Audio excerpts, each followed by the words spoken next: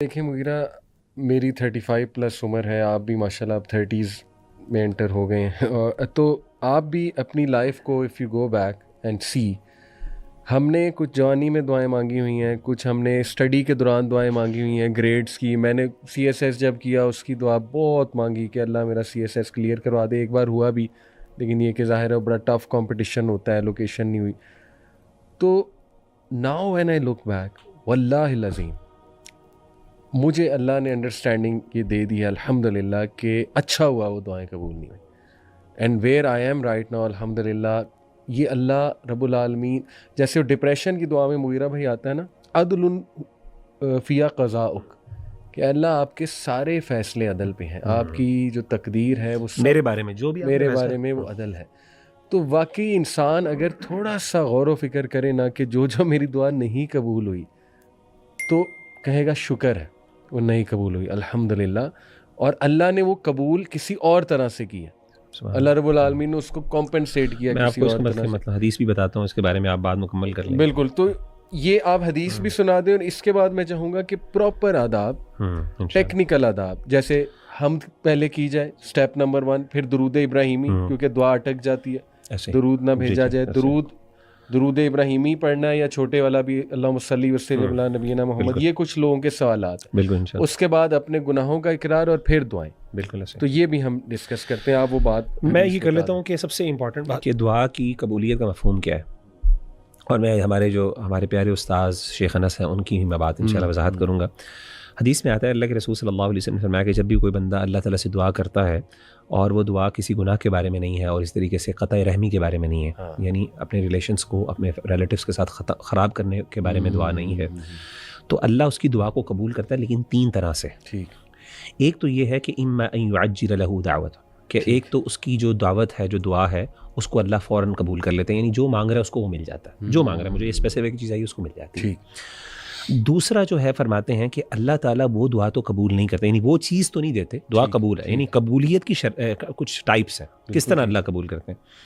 اللہ اس سے اس جیسا کوئی ہارم ہے اس کو دور کر دیتے ہیں.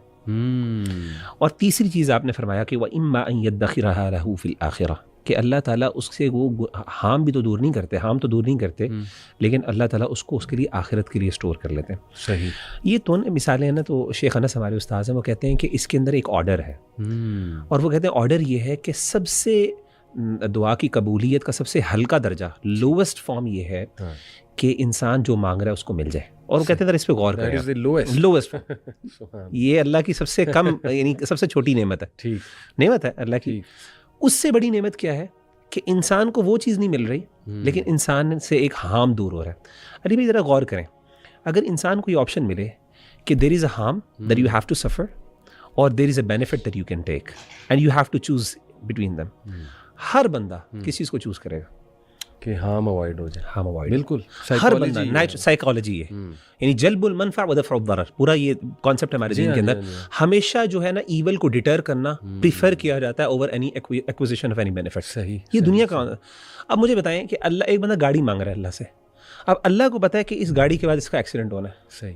اب ایک بندہ کہتا ہے چلے جی میں ایکسیڈنٹ قبول کر لوں گا لیکن مجھے گاڑی مل جائے، کبھی کوئی نہیں کرے گا. ایک بندے کو پتا چل جائے نا میرا ایکسیڈنٹ ہونا، کہے گا نہیں میں کبھی نہ لوں. بالکل صحیح. سمجھ رہے ہیں نا. تو ہو سکتا ہے کہ اللہ تعالیٰ اس جیسی ایک شر کو اس سے دور کر دیں جو اس کی بظاہر، اب وہ دعا یعنی دعا قبول ہو رہی ہے تو یہ ہو رہا ہے نا. یعنی وہ دعا اللہ کہتے ہیں کہ میرے بندے کو میں شر دور کر دیتا ہوں، یہ چیز نہیں دیتا، اس کے بغیر تو رہ لے گا، لیکن یہ اس کے بغیر یہ اس کے لیے تکلیف دے. اور تیسری چیز شیخ انس کہتے ہیں کہ وہ تیسرا سب سے بڑی بات یہ ہے کہ اللہ دنیا میں تو انسان کو نہیں دیتے اور آخرت میں دیتے ہیں. اور علی بھائی انسان کو نہیں پتا، دیکھیں دنیا کی مشکلات تو انسان کو گزر جاتی ہے، قیامت کے دن نا ایک بندہ ترسے گا ایک نیکی کو، اور اس وقت جو ہے سبحان اللہ، یعنی یہ حالت ہوگی کہ ایک بندہ اپنی اولاد بھی اللہ کے سامنے دینا چاہ رہا ہے.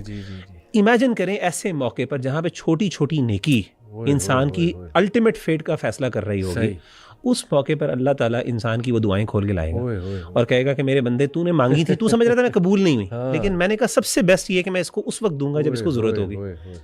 میں نے اس کی بڑی مزے کی مثال، وہ ہم جاتے تھے، اس کی بڑی ایک ریلیٹیبل مثال میں آپ کو دیتا ہوں.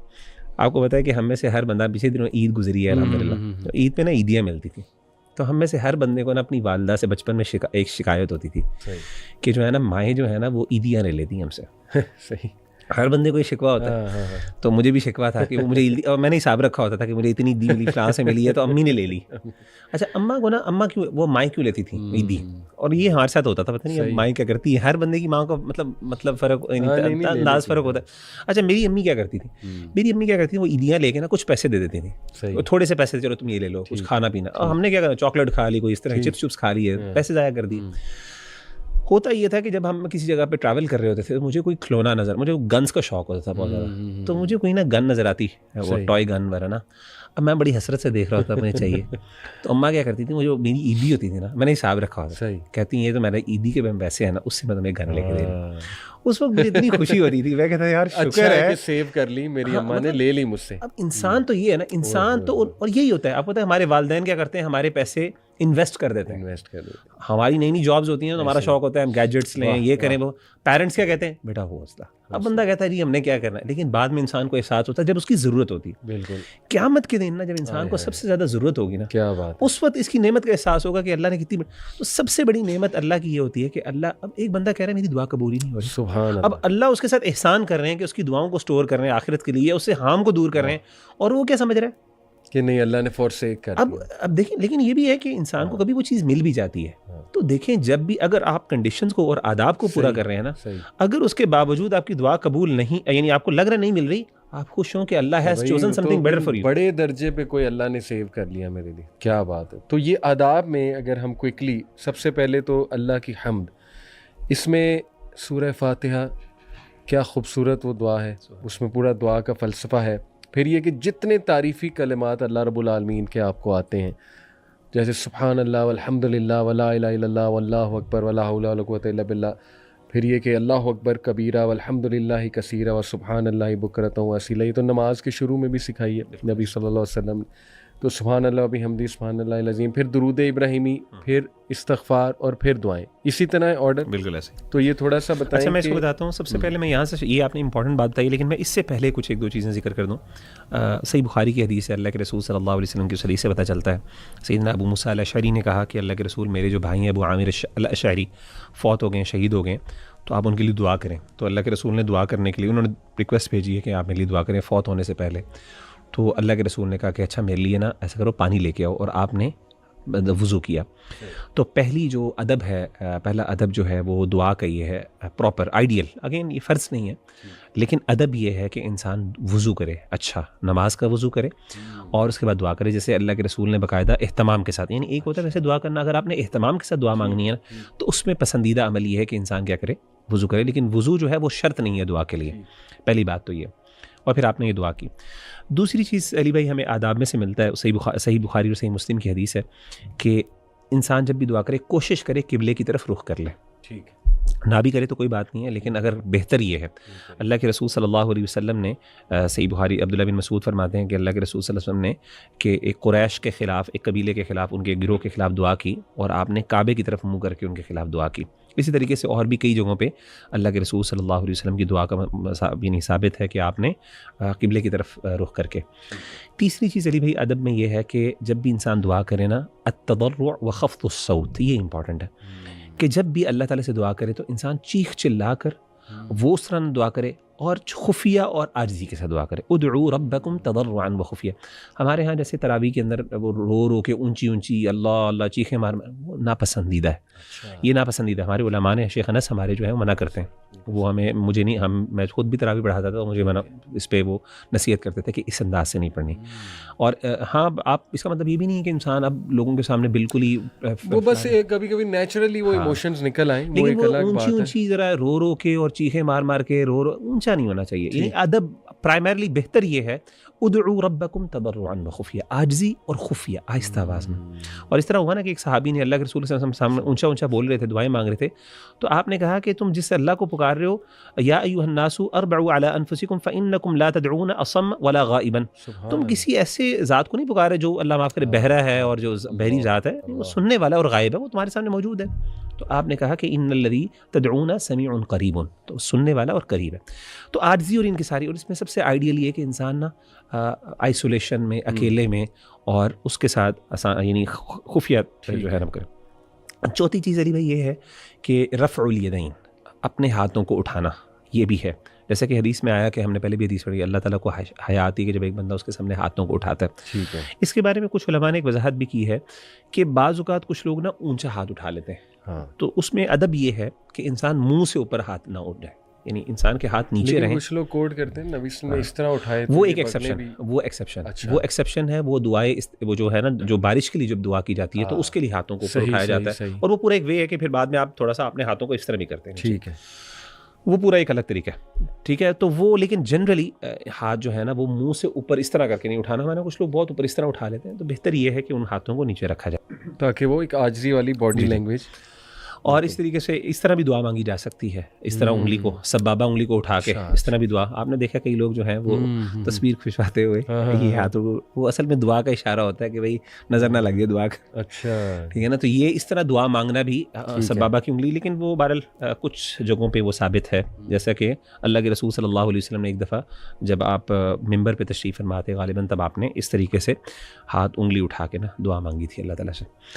تو اچھا, ایک اور چیز, دوسری چیز یہ ہے کہ جو اس کے بعد وہ والی چیز ہے جو اب آپ کی ذکر کی تھی کہ جب بھی دعا مانگے تو سب سے پہلے اللہ کی حمد و ثنا سے آغاز کریں, پھر اس کے بعد نبی صلی اللہ علیہ وسلم پہ درود مانگے, اور اس کے بعد پھر جو ہے وہ جو انسان کے دل میں ہے وہ مانگے. جیسے کہ حدیث میں آتا ہے اللہ کے رسول صلی اللہ علیہ وسلم کے پاس ایک صحابی جو تھے, انہوں نے دعا مانگی, دعا مانگی, تو انہوں نے نہ درود پڑھا نہ انہوں نے کچھ اللہ کی حمد و ثنا, ڈائریکٹلی اللہ سے مانگنا شروع کر دی. تو آپ نے کہا عاجل ھذا, اس بندے نے جلدی کی ہے. اور پھر آپ صلی اللہ علیہ وسلم کے سامنے ایک اور جو صحابی تھے, انہوں نے دعا مانگی, عبداللہ بن مسعود تھے, تو انہوں نے سب سے پہلے اللہ تعالیٰ کی حمد بیان کی, اس کے بعد نبی صلی اللہ علیہ وسلم پہ درود بھیجا, اور اس کے بعد انہوں نے اپنے لیے مانگی, تو اللہ کے رسول نے فرمایا سل تعطیٰ, سل, اب تو مانگ تجھے اب دیا جائے گا. تو اس سے پتہ چلا کہ جو ہے نا انسان کو چاہیے کہ حمد و ثنا جتنی زیادہ ہو, اور پھر درود پاک جتنا زیادہ آپ پڑھ سکیں وہ پڑھیں. اگین ایک حدیث میں یہ بھی ہے کہ ایک صحابی نے پوچھا اللہ کے رسول کتنا پڑھوں, آپ نے کہا کہ تم جتنا پڑھو گے اتنا اچھا. اس نے کہا کہ میں 1/4 پڑھ لوں. آپ نے کہا کہ وہ پڑھ لو تو بہت اچھی بات ہے, اس سے زیادہ بھی. تو انہوں نے کہا میں چلیں 2/3 پڑھ لوں. تو انہوں نے کہا اس سے بھی زیادہ. تو انہوں نے کرتے کرتے یہاں تک میں پوری مانگ لوں. تو آپ نے کہا پوری بھی مانگ لو گے, اللہ تعالیٰ تمہیں پھر بھی دے دے گا. تو اسی لیے یہ بھی ہے. لیکن بہرحال انسان کی تشفی اس پر تب ہوتی ہے جب انسان اللہ سے واقعی کچھ مانگتا ہے. ضروری نہیں ہے کہ آپ یعنی صرف حمد, کئی دفعہ تو سبحان اللہ صرف حمد اور اللہ کے رسول پہ درود. میرا تو یہی رویہ طریقہ ہے کہ کئی دفعہ مجھے کچھ مانگنے کا موقع نہ ہو, میں اللہ کی حمد اور اللہ کے نبی صلی اللہ علیہ وسلم پہ درود پڑھ لیتا. یار بڑا اہم سوال کیا کہ اللہ کے رسول صلی اللہ علیہ وسلم پہ درود ابراہیمی ہمیں پڑھنا. اللہ کے رسول صلی اللہ علیہ وسلم پہ جو درود پڑھنا ہے اس کی مختلف صورتیں ہیں. تو ایک جو ڈیٹیلڈ درود ہے, بڑا درود اور مسنون ہے, وہ درود ابراہیمی ہے. تو وہ کوئی پڑھ لے تو بہت اچھی بات ہے. لیکن اگر کوئی نہ بھی پڑھ سکے تو بس اللہم صلی وسلم علی نبینا, جیسے مختلف الحمدللہ وحدہ والصلاۃ والسلام علی من لا نبی بعدہ, یہ حمد ہے اللہ کی. اس میں درود بھی آ گیا, اس میں درود بھی آ گیا, اس میں حمد بھی آ گئی, درود بھی آ گیا, دونوں چیزیں آ گئیں. صلی اللہ علیہ وسلم. سوری جو آپ کی بات کاٹنے کے لیے سوری, جو مین آپ نے کہا تھا وہ ہے اخلاص, یعنی دل کی پریزنس. اگر آپ کم بھی پڑھ رہے ہیں, اگر آپ صرف یہ کہہ رہے ہیں الحمدللہ اللہم صلی وسلم علی نبینا محمد, وہ ادھر سے, ہاں بالکل, یہ کنڈیشن بہت ضروری.